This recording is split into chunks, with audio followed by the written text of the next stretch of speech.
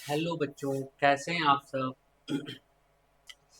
आप बढ़िया तो मैं भी बढ़िया। आज हम लोग पढ़ाई करेंगे कक्षा 10 की गणित का पहला चैप्टर वास्तविक संख्याएं। चलिए स्टार्ट करते हैं। देखते हैं हमारी वास्तविक संख्याएं क्या होती हैं।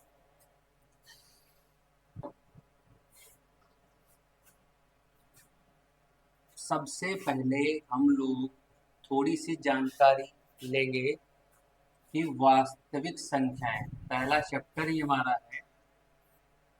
पहला चैप्टर है चैप्टर 1, वास्तविक संख्याएं। वास्तविक संख्याएं। इस अध्याय में हम सब लोग पहली एक्सरसाइज 1.1 पूरी कंप्लीट करेंगे उदाहरण के साथ साथ। वास्तविक संख्याओं को अंग्रेजी में, वास्तविक संख्याएं अंग्रेजी बोलते हैं रियल नंबर, रियल नंबर्स। इसमें सबसे पहले जो हमको जानना है, सबसे पहले हम लोग क्या जानेंगे कि प्राकृत संख्याएं क्या होती हैं।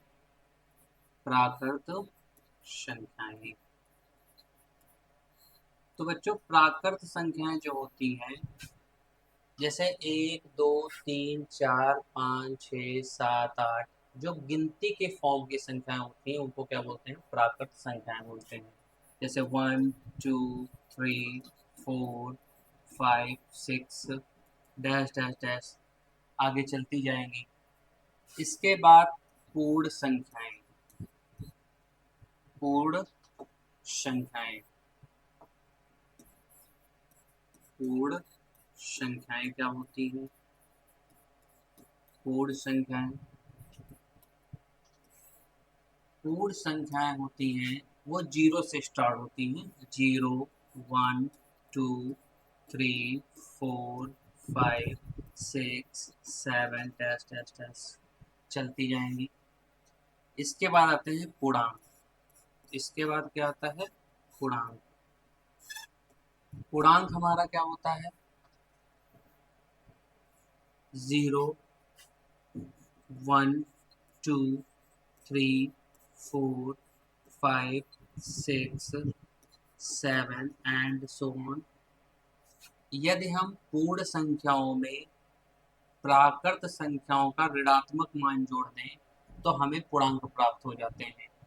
जैसे -1 -2 -3 -4 -5, ऐसे ही आगे चलता जाएगा। इनको बच्चों कहा जाता है, जीरो के राइट हैंड साइड जो दाएं साइड होते हैं इनको कहा जाता है धनात्मक पूर्णांक। क्या बोलते हैं, धनात्मक पूर्णांक।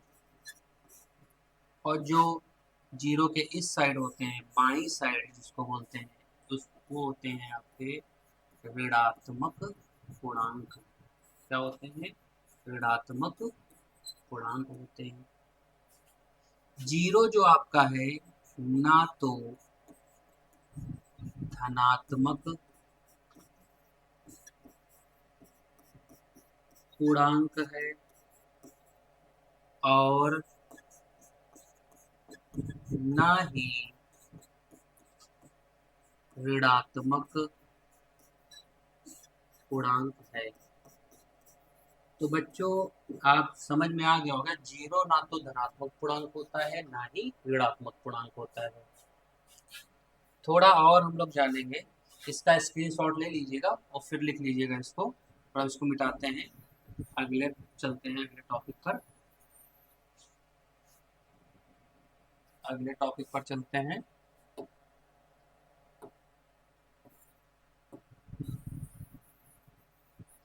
इसको मिटा देते हैं।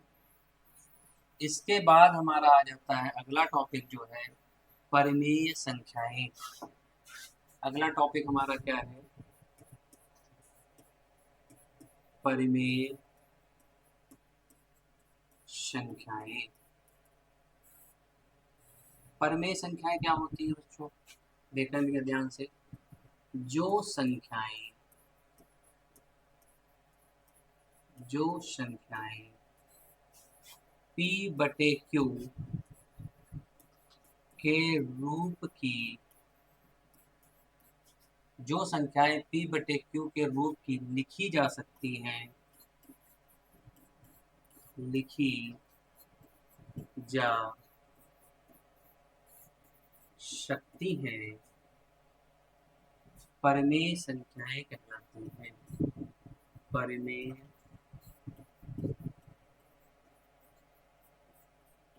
संख्याएं कहलाती हैं।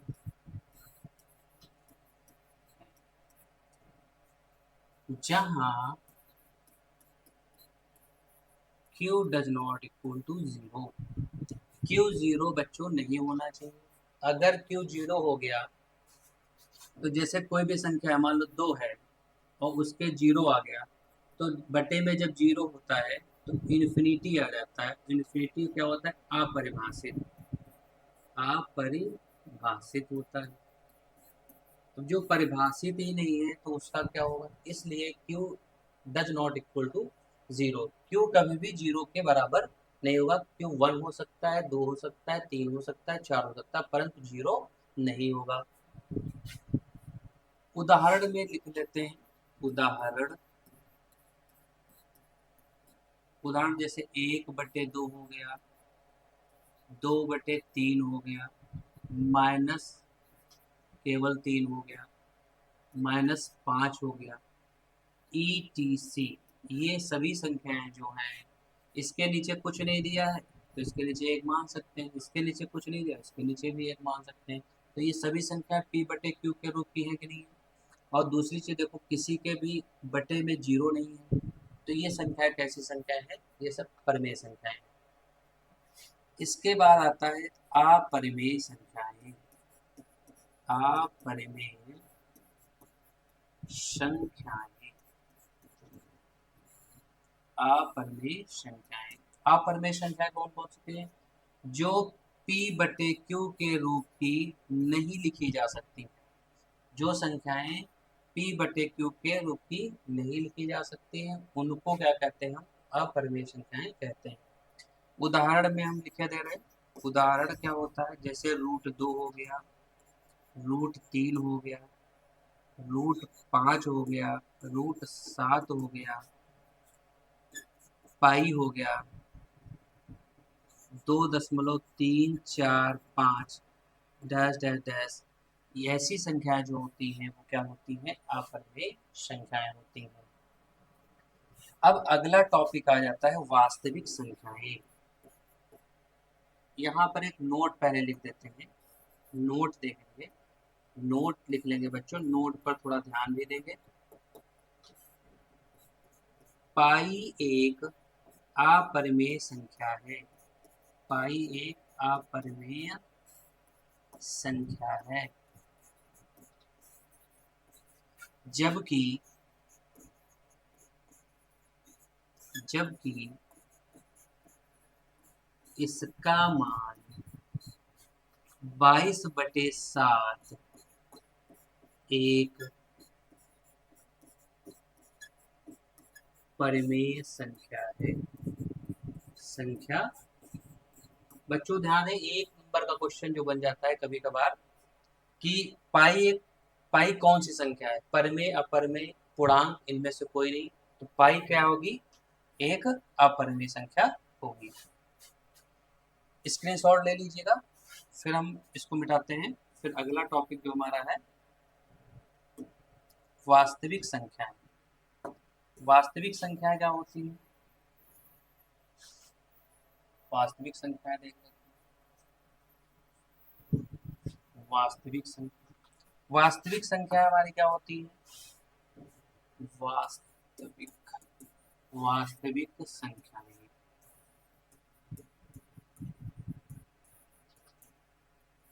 वास्तविक संख्या परिमेय संख्याओं और अपरिमेय संख्याओं का जो समूह होता है उसे कहते हैं वास्तविक संख्याएं। जो हमारे चैप्टर का पार्ट भी है, तो उसको क्या कहते हैं? हम वास्तविक संख्याएं कहते हैं। तो परिमेय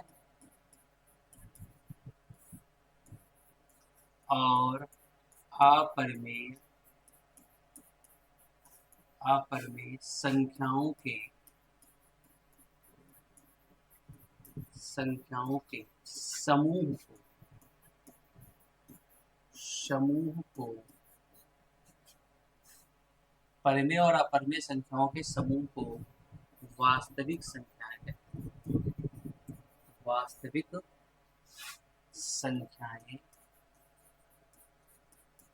कहते हैं।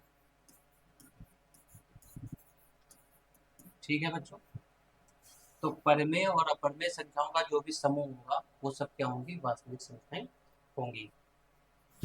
इस अध्याय में स्क्रीनशॉट इसका भी ले लीजिएगा। इस अध्याय में हम लोग कुछ फॉर्मूले भी पढ़ेंगे।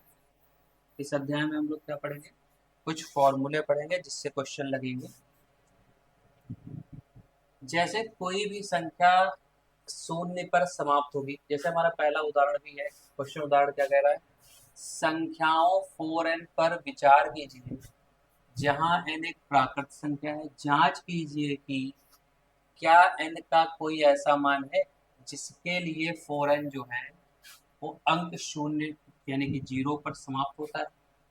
तो कोई भी कंडीशन समझ लो क्या है, कंडीशन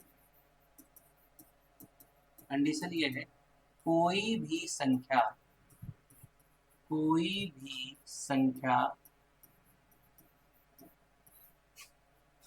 शून्य पर समाप्त होगी,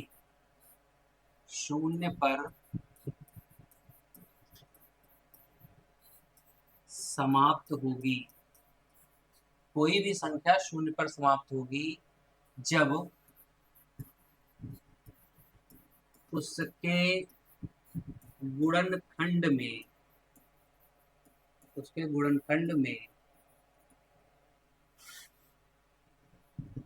2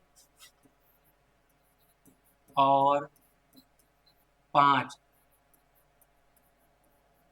संख्या होनी चाहिए।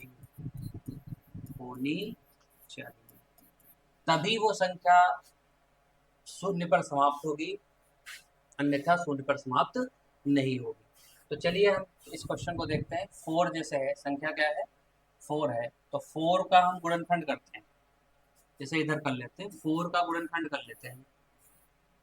तो 2 दूना 4, 2 एकम 2। तो यहाँ पर देखो 4 की पावर जो n है उसको हम क्या ले सकते हैं, 2 की पावर 4 की जगह क्या ले सकते हैं, 2 की पावर 2। यहाँ से इसकी whole power n is equal to 2 की पावर, इसका गुणा हो जाएगा तो 2n। अब आप देखें 4 के गुणनखंड में केवल गुणनखंड हमको क्या मिला है, 2। 5 कहीं आया है क्या, 5 नहीं आया। अगर 5 नहीं आया है तो जो ये संख्या 4 है वो 0 पर समाप्त नहीं होगी। यहां लिख देंगे, यहां संख्या 4 के गुणनखंड में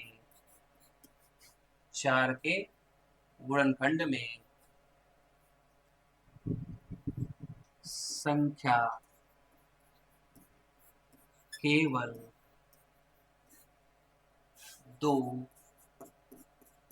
प्राप्त होती है। इसलिए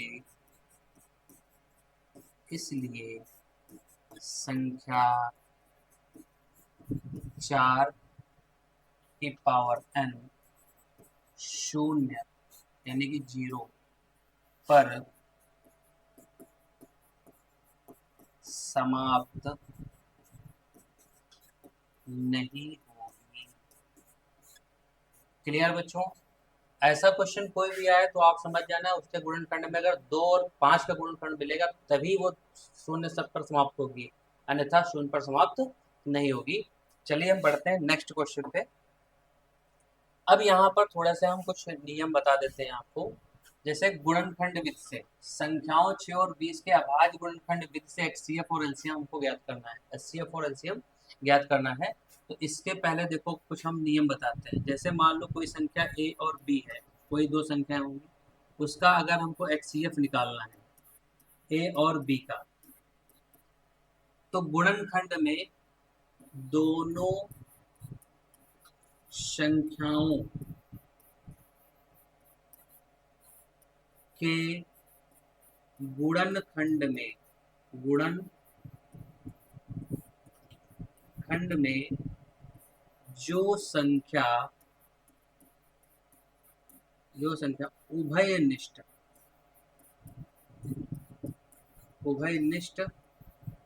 होती है उसे लेते हैं। जब दो संख्या होंगी उनका हम गुणनखंड करेंगे, गुणनखंड में जो दोनों में संख्या उभयनिष्ठ होगा उसी को लिया जाएगा। किसमें? एचसीएफ जब निकालना होगा दो संख्याओं का। अगर एलसीएम निकालने को आ जाए ए कॉमा बी का, अगर एलसीएम निकालने को आ जाए दो संख्याओं का, तो क्या होगा? जो संख्या किसमें? गुणनखंड में जो संख्या दोनों में मिले, अगर दो संख्याएं हैं तो दोनों में मिले, अगर तीन संख्या होते तो तीनों में मिले, है ना। जो संख्या दोनों में मिले वो लेते हैं। जो संख्या दोनों में मिले उसकी बड़ी घात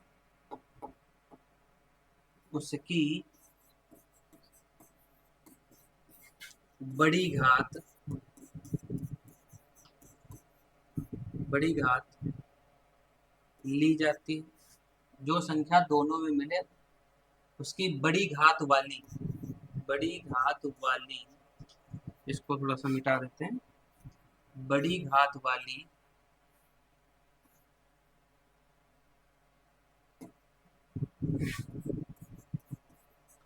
संख्या है, बड़ी घात वाली संख्या लेते हैं, और जो ना मिले वो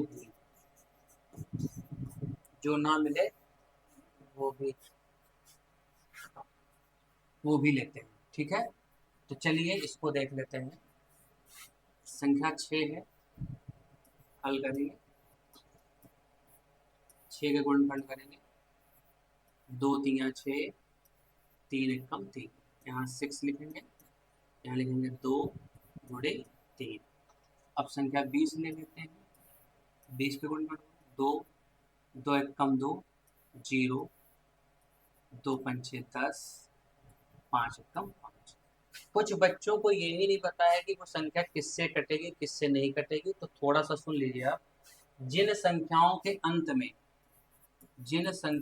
अंत में 0 आता है, 2 आता है, 4 आता है, 6 आता है, 8 आता है, वे सभी संख्याएं 2 से विभाज्य होती हैं। जैसे इसके अंत में 0 आया तो ये संख्या देखो 2 से कट रही है, 2 से कटी, फिर 2 से 0 आ गया, फिर 2 से कटी, अब 5 से कट गई। तो इसको लिखेंगे 20 इज इक्वल टू 2 कितनी बार है? 2 बार है, तो 2 की पावर 2 गुणे 5। हमें इसका क्या निकालना है? अभाज्य गुणनखंड से एचसीएफ और एलसीएम दोनों निकालना है, तो एचसीएफ क्या हो जाएगा? बच्चों? तो एचसीएफ में देखो क्या लिखा है, दो संख्याओं के गुणनखंड में जो संख्या उभयनिष्ठ होती, उभयनिष्ठ में दोनों में मिले, जो संख्या दोनों में मिले उसे लेते हैं। तो दोनों में कौन मिल रहा है? ये देखो 2, ये देखो 2। और एचसीएफ में एक चीज ये भी ध्यान रखना है बच्चों, छोटी घात वाला लिखा जाता है, तो इसकी पावर तो 2 है, इसकी पावर 1, तो छोटी घात वाला 2 ले लेंगे, और जो ना मिले उसको छोड़ दिया जाता है। तो केवल 2 मिल रहा तो 2 ले लिया, तो इसका एचसीएफ कितना आ गया? 2। अब 5 और 3 नहीं मिल रहा, इसको छोड़ देंगे। एलसीएम देखेंगे, एलसीएम में क्या हमने लिखा है, जो संख्या दोनों में उसकी बड़ी घात वाली संख्या लेते हैं, जो संख्या दोनों में मिले उसकी बड़ी घात लेंगे, और जो ना मिले वो भी ले लिया जाता है। तो देखो दोनों में तो 2 मिल रहा है, इसकी बड़ी घात ये है, तो 2 की पावर 2 गुणे, ये दोनों नहीं मिल रहे तो ये भी ले लेंगे, 3 गुणे 5, तो 2 की पावर तो 2 दूना 4 गुणे 5 तिया 15, 15 15 15 30 15 चक्कू 60, 15 चक्कू 60। 15 चक्कू 60, 4 गुणे 15 चक्कू 60 हो गया। इसी के साथ क्वेश्चन का आंसर आ गया। तो HCF 2 आ गया, LCM 2 आ गया। बढ़ते हैं अगले क्वेश्चन पर। क्वेश्चन नंबर 3 हमारा है, कह रहा अभाज्य गुणनखंड विधि द्वारा 96 और 404 का HCF ज्ञात कीजिए और फिर LCM ज्ञात कीजिए। तो सुन लेते हैं अभाज्य गुणनखंड। 96 लिखेंगे, हल पहले डाल देंगे। 96 गुणनखंड करते हैं, संख्या के अंत में 6 है तो 2 से संख्या विभाज्य होगी। तो 2 चक्कू 8, 1 बचा 16 हो गया, 2 अठी 16, फिर 2 से काटेंगे, 2 दूनी 4, 2 चक्कू 8, 2 एक कम 2, 2 दूनी 4, 2 छंग 12, फिर 2 से काटेंगे, 2 तिया 6, फिर 3 एक कम 3। अब 96 को लिखेंगे हम लोग। 96 इज इक्वल टू 2, देखो कितनी बार है, 1 2 3 4 5, तो 2 की पावर 5 क्रॉस 3 एक ही बार तो है, तो 3। अब 404 है, 404 के गुणनखंड करेंगे, 404 के गुणनखंड कर लेते हैं, 404। आखिरी में 4 संख्या 2 से काटेंगे, 2 दूना 4, 0, 2 दूना 4, फिर 2 से काटेंगे, 2 एक कम 2, 0, 2 एक कम 2, फिर 101, तो 101 से कटेगा, 101 एक कम 101, फिर 404 बराबर 2 की पावर 2, 2 दो बार है तो 2 की पावर 2 गुणे 101। अब HCF तो निकालना है हमको।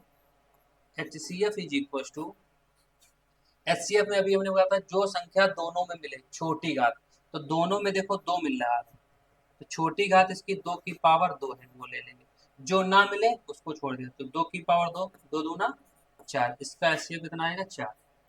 LCM क्या होता है, LCM जो संख्या दोनों में मिले उसकी बड़ी घात, तो बड़ी घात कितनी है, 2 की पावर 5 है, गुणे जो ना मिले वो भी 3 गुणे 101, तो 2 की घात 5 क्या होगा, 2 दूना 4, 4 दूनी 8, 8 दूनी 16, 16 दूना 32, 32 गुणे 3 एक कम 3, 0, 3 एक कम 3, इसका गुणा कर लेंगे, इसका क्या कर लेंगे, गुणा कर लेंगे, तो 303 गुणे 32, 2 तिया 6, 0, 2 तिया 6 गुणे 3 तिया 9, 0, 3 तिया 9, तो 6969, तो कितना आ गया बच्चों, 9696, ये इसका क्या आ गया, आंसर आ गया। ये LCM हो गया, ये HCF हो गया आपका।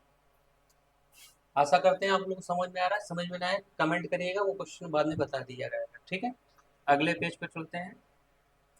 ये देखिए उदाहरण नंबर 4 है, संख्या 6, 72, 120 का अभाज्य गुणनखंड विधि द्वारा HCF और LCM ज्ञात करना है।